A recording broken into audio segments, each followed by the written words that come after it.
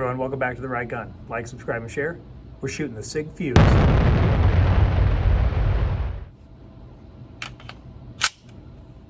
This is a new gun. Inserting that should not happen. So right off the bat, this is suspect. But for right now, let's just forget about that little incident with the magazine hitting the slide release and riding it forward, even though that gun was less than a month old. The Sig Fuse looks great, and it feels great in the hand. It's got a 17 and a 21 round magazine. The slide serrations are aggressive and practical, and that Romeo X compact optic really works well on the Sig Fuse. Now, I have to admit, I am a fan of the slimline guns, so I could not wait to get my hands on the Fuse and shoot it.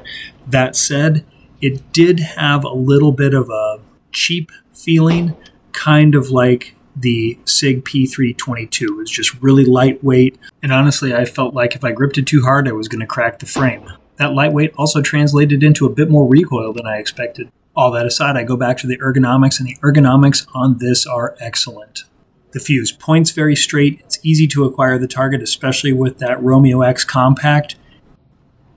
And the nickel-plated trigger is no joke. This thing is awesome. Nice break and nice crisp reset.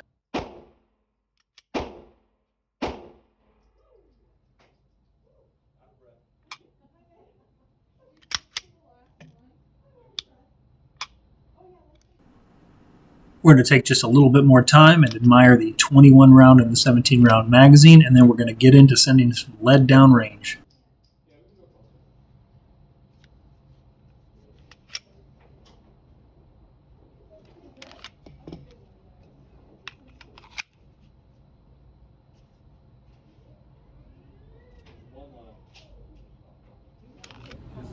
Sig Fuse, 17 rounds.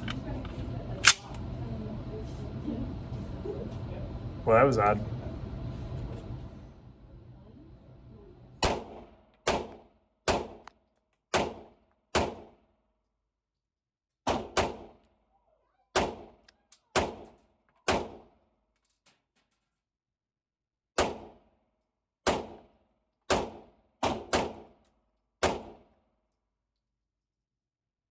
If you're like me and like to shoot with your finger wrapped around the trigger guard, note that the Sig Fuse has a very smooth trigger guard. Because of the smooth face on the trigger guard, I constantly felt like I had to reposition my hands during firing. That's weird. I don't like that. This is a new gun. Slow, sustained fire.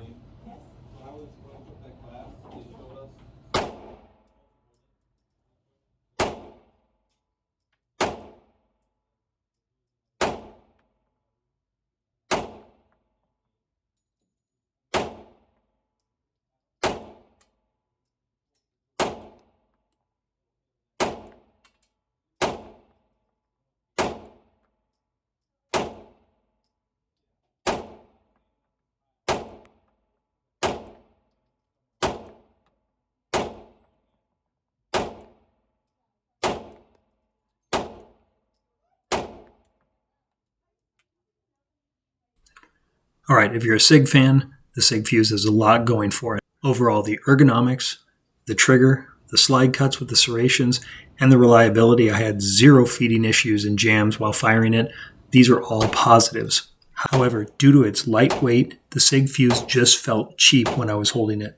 Additionally, the lightweight really led to a lot more recoil than I was expecting, and the gun was fairly snappy. This combined with the slides releasing when you inserted the magazines and the slide not locking to the rear when you finish an empty magazine, this really gives me pause about this gun. In all fairness, this gun was a rental, but at the time of my filming and shooting it, it had only been available for a month. In that month's time, the components inside the Sig Fuse should not have been worn to such an extent that the slide would either ride forward when you inserted the magazine or not lock back during a normal course of firing.